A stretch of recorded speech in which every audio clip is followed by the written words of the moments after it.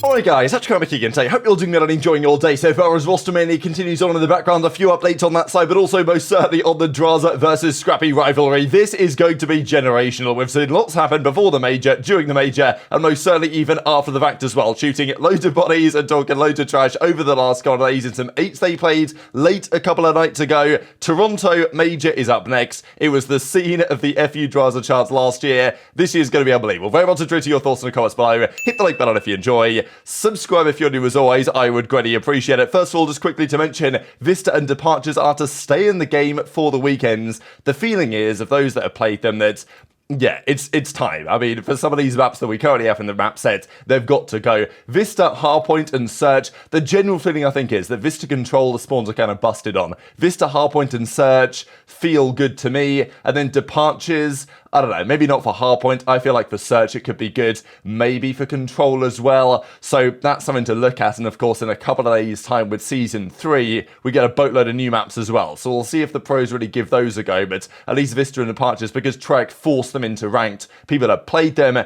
I think the general feeling is, yeah, they've got to come in. Question is really, what do they come in for? When the pros get back to scrimming, I'm supposing in a couple of days, as some teams have already, they'll have to come up with something here. And it seems like some teams are already scrimming Vista and basically saying, yeah, it's going to be in the pool. What it replaces, another question entirely. There's also this, I know we saw this a while ago, I think from Beans, discussing the cups, the elites. Face it, run it now, not game battles anymore, because that was unfortunately shut down back in January, but apparently none of the payments are actually being made. I don't really know what my expectation would be for the kind of timeline on this, but yeah, the first cup finished 68 days ago. You'd think that getting paid within 30 days would be pretty standard. Getting paid within 60 would be, you know, that's pretty late, to be honest. I don't know what they're doing. Is it going to be 90 days? Is it going to be 128 days? I just don't really understand. But yeah, hopefully some pressure's put on so they get some sort of answer, right? If they were to be told, okay, look, you're going to get paid in 3 months, then it's not great, but whatever, at least you're going to get paid in 3 months. Not knowing when the money's coming in,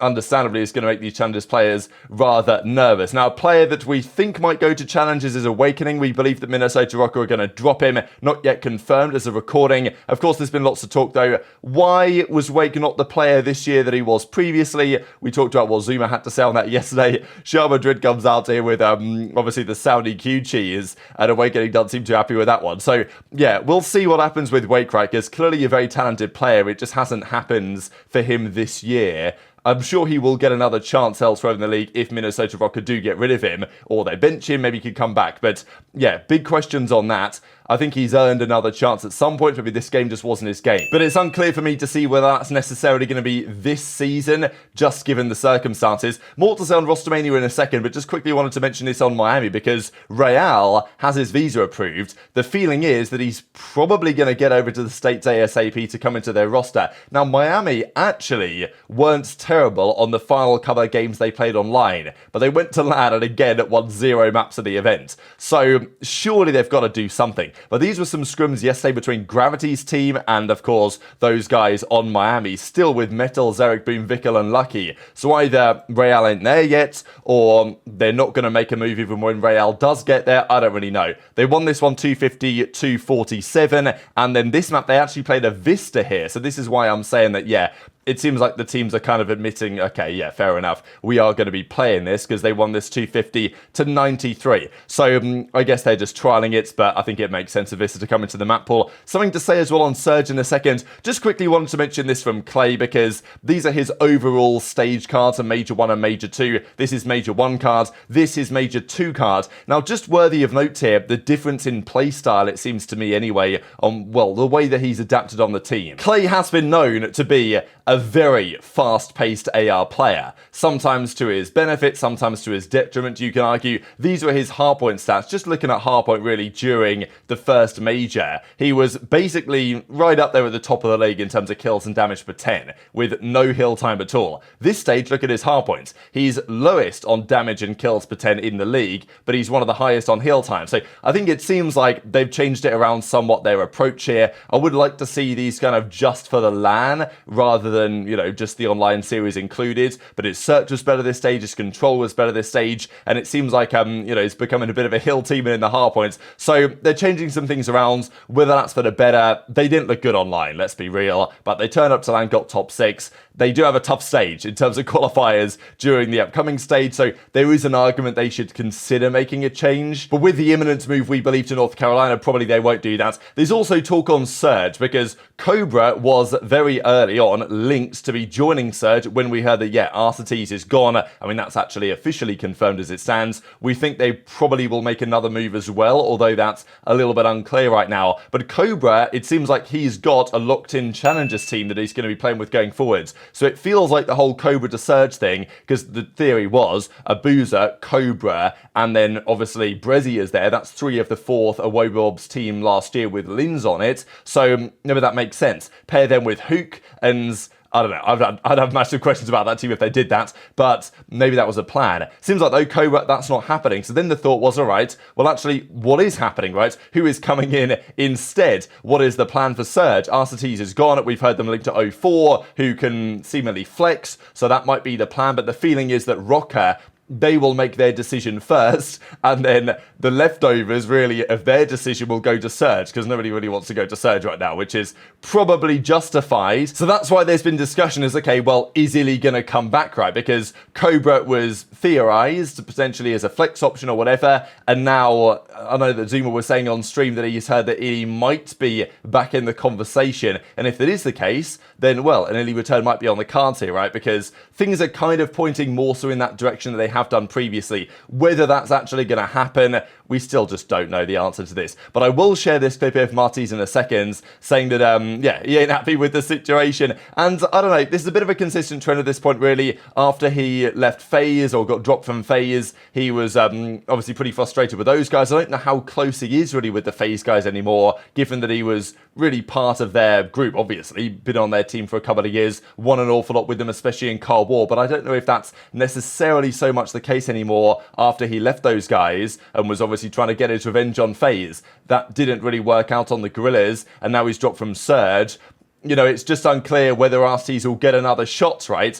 You move down the totem pole of the CDL from the top teams to the weaker teams, and theoretically the final step is Las Vegas, or the Paris as it previously was. That was how it used to be, that you'd get dropped from the best teams, you'd go down and down, eventually you'd find yourself on the worst team in the league, which was typically the Paris Legion, and your next step was challengers or retirement. But Vegas are kind of frying this year, so, and Surge are one of the worst teams in the league, right? So I just don't see which team is going to say, hey, Arcitys, like, you know, you're the man we need. But I did mention this yesterday, and we have to double down on it, because Drazah was playing some Chals, hardpoint, search and destroy, this type of stuff, against Scrappy's team in some 8s. So some late night 8s. Drazah runs 8s. Like, if you want to play this guy in those situations, you're probably going to lose your money. That's how it's going to be. This guy's record is very difficult to stop, but this was some highlights really from their Chal, especially when Scrap and Drazah got into some gunfights between each other here on the Rio, and most certainly on the terminal as well. So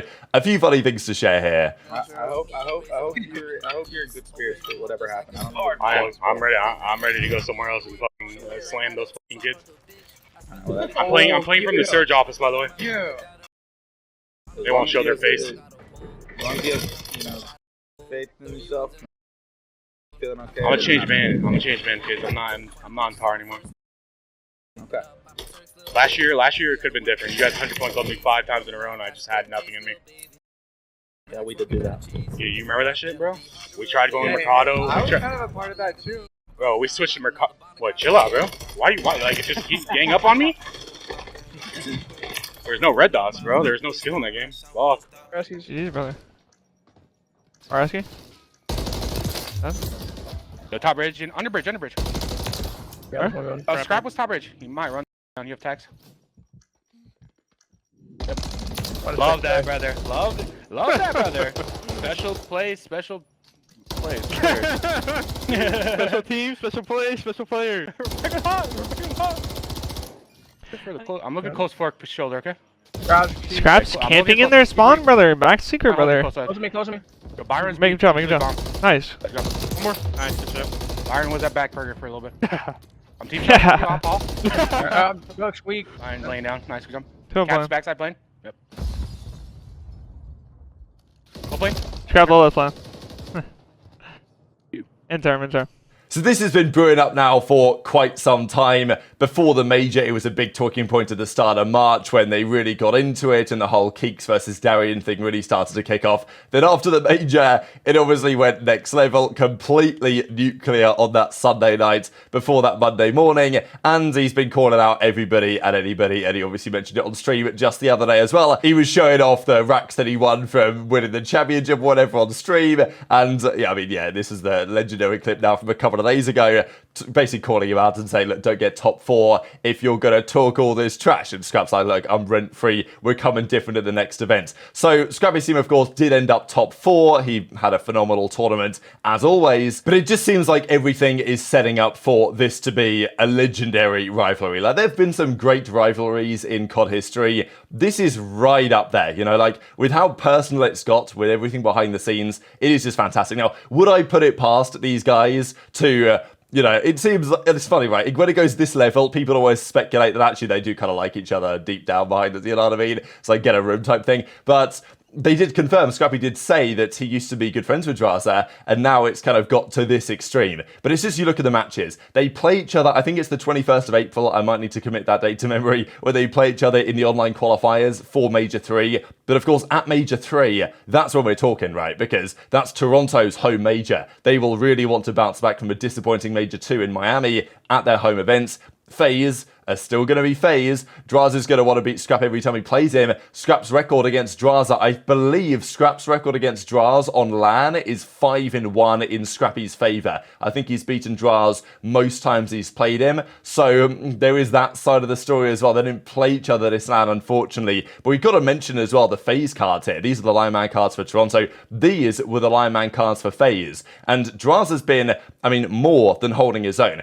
Honestly, this event, Cellium was probably their weakest player, which is a great thing if you're a FaZe fan. You know, like if Cellium is your lowest performing player at the tournament, he went negative in the grand finals, that's practically unheard of, then that's a great sign. aBeZy, 37 first bloods, with just, you know, standard procedure. Cell actually is 11-2 in first blood, which is kind of ridiculous. But Drazah, 99 overall. Now, just to quickly mention the way these cards are designed once again, because people be like, come on, Drazah 99, are we serious?